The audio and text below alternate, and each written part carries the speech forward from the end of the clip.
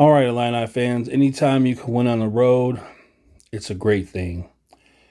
Illinois started off on fire, but then they slowed down. Iowa caught up, but Illinois does just enough to get the win. All right, field goal percentage 44% for Illinois and Iowa 35%. Surprising. I guess that 35% was due to the majority of the first half where Iowa just couldn't make a bucket. But there was a time where Iowa was just making just about everything. 3-point shooting, both teams, horrible.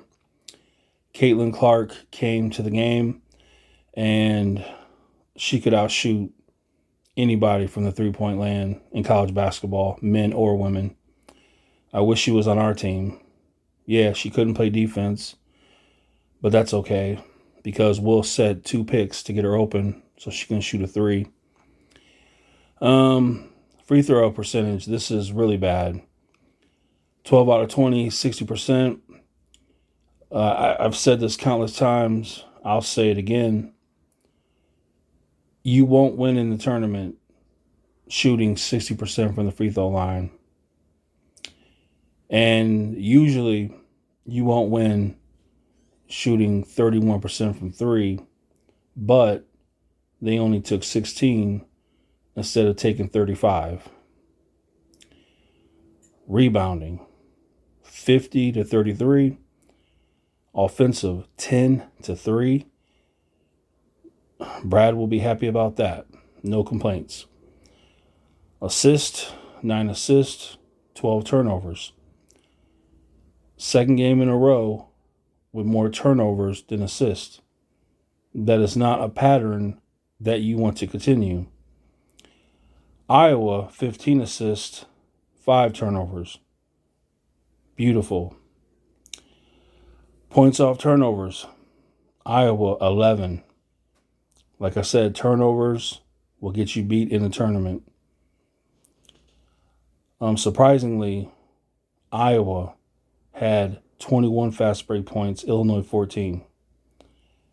Points in the paint, 38-26 Illinois. Largest lead, Illinois 21. All right. Quincy, offensively, has been pretty worthless. Brad Underwood has been getting to him, and it's paid off. 14 points, 13 rebounds. This is what we need from him every game. Around 14 points, around 10, 13 rebounds. We can win with that from him. Coleman, the great news, he got 10 rebounds. Take a picture, frame it. Coleman Hawkins, double-digit rebounds. Offensively, worthless. Coleman, he started off the season really doing nothing. Then he got hit in the head, and then he started to do the things that he could do best, go to the rim. Then he was successful. Then he started to suck again, but then he was successful again. And now, offensively, the last couple games, he's sucking really bad. Coleman just has to stop thinking he can finger roll the ball. To finger roll is something that looks maybe easy because Terrence and other people can do it, but that doesn't mean you can do it. So Coleman needs to think dunking instead of finger rolling. But he's got to get his offense going in the right direction again.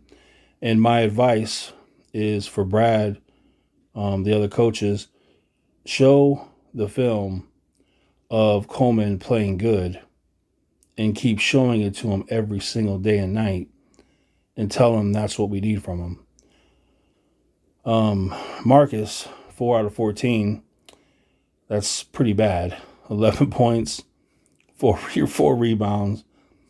But when Coleman Hawkins is doing nothing offensively, someone has to do something.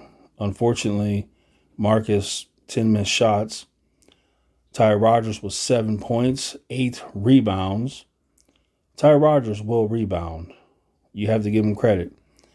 If he can ever get his offense up to a certain level and you add that with his rebounding, he could be the best rebounding guard in the country. Shannon,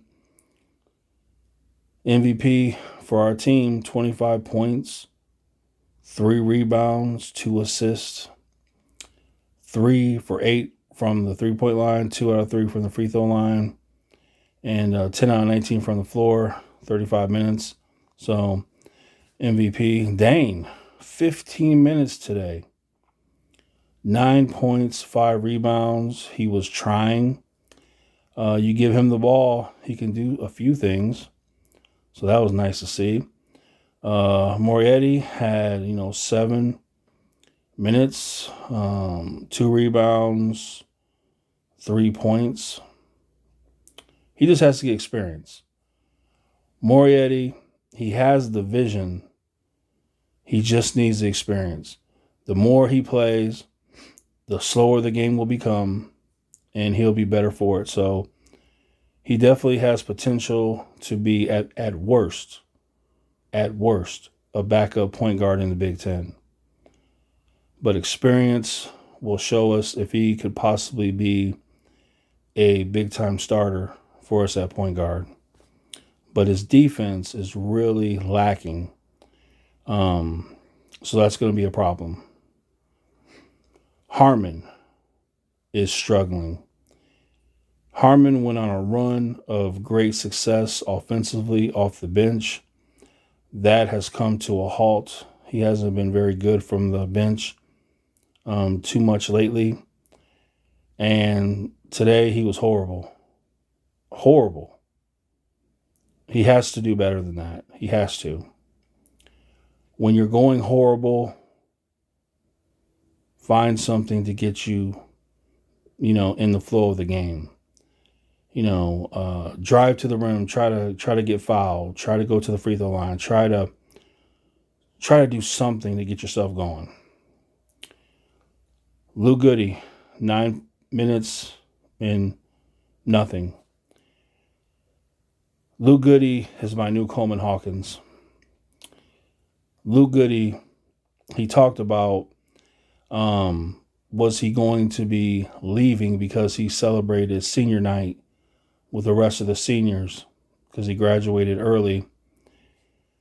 And he didn't say either way. He didn't say he was coming back. He didn't say he was leaving. That tells me he's leaving. Especially, here's the bottom line. Remember this video because I'm going to tell you first. Especially depending on the transfer portal.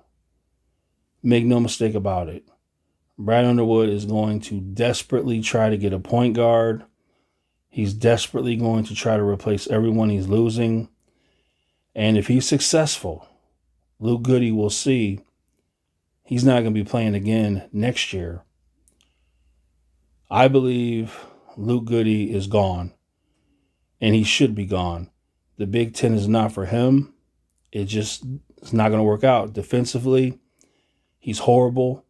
Offensively, he does nothing to offset it. You can be bad on defense, but if you're lethal on offense, you can live with that. But when you do nothing offensively and you play horrible defense, well, that's a real problem. And we can't forget Sincere Harris. Obviously, we don't know what he's doing now, how good he's become, if he's become any better. But I still respect his decision. He looked at it, seen he wasn't going to play, and he redshirted, and he's working to make himself a better player. We all can agree that we hope that he does become a better player because defensively, he's willing to do it. He has the passion, the heart, the desire. Offensively, the man couldn't make a layup. So he's got to be better, and hopefully he will be better. But I think Luke Goody is out of here at the end of this season, especially if Brad Underwood gets the transfer kids that he wants to get. And Luke Goody, it's the same thing where Brandon Pazisky, whatever. Brad Underwood, that's a different situation. Brad Underwood couldn't recognize talent, and so Brandon didn't get to play. And then he goes to Santa Clara, becomes a Golden State Warrior, and now he's one of the most beloved Golden State Warriors players. So, Lou Goody, different situation. No talent, really. So it's not a question of talent. It's just a question of he's just not good enough for the Big Ten. So he needs to transfer to a place like Santa Clara, and then that way he's with lesser competition, and then he has a chance to flourish. I think we all can agree. Wouldn't it be nice to see Luke Goody at a lower level having success? Wouldn't that be good for everyone, including him most of all? Other than that, I do have another concern, and that is Illinois allowing players to have season highs, career highs. That's concerning. Hopefully we don't play against a team in a tournament with a star player, because if these players in the Big Ten, there's not a lot of star players in the Big Ten, but each team has a player, their best player or one of their best players, that seems to have a career high or season high against Illinois. That's just not going to work. You get in the tournament and you're going up against a NBA lottery pick, they're going to drop 50 points, 45 points on Illinois if they play this kind of horrible defense. So this Sanford dude, everyone in the world knows that he wants to shoot a three, but how many times was he wide open? 23 points. So Illinois has work to do, but they get the win on the road. That's great, fantastic. But there are concerns.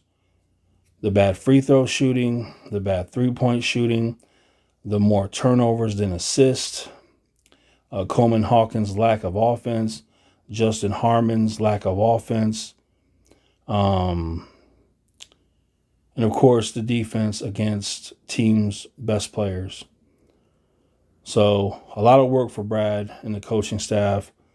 But if the players are willing to look in the mirror, if they're willing to admit who they are as a player, if they're willing to do the things that they're best at, this team can win it all. There's no great team in college basketball. I would even say there's no good team in college basketball. So it's anyone's game. Illinois can win it just like anybody else. And especially if Quincy can give you that 10, 14, and 10 or 13. If Coleman can give you even 15 and around 10. And Marcus can give you that 16 and 5. And Ty Rogers can give you that, 7, 10, and 8. And Shannon does what he does, give us that 25 or more with good field goal percentage. And then if Harmon, oh my gosh, if Harmon can give us that 10 points off the bench again, if Dane can be used correctly and get his, 9, 10, 11, and 5 or 10 rebounds, this team can win it all, no doubt about it. All right, guys, let me know your thoughts in the comments.